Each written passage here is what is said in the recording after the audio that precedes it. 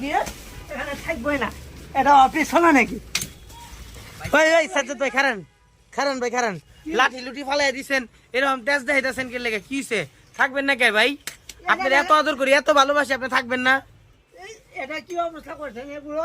এটা ঘর, কেউ বলবে এটা ঘর, এখানে মানুষ থাকে। আমার অফিসে আমার চেয়ারটা ওখানটা, আপনি কোথায় আছেন কেউ বুঝতে পারেনি।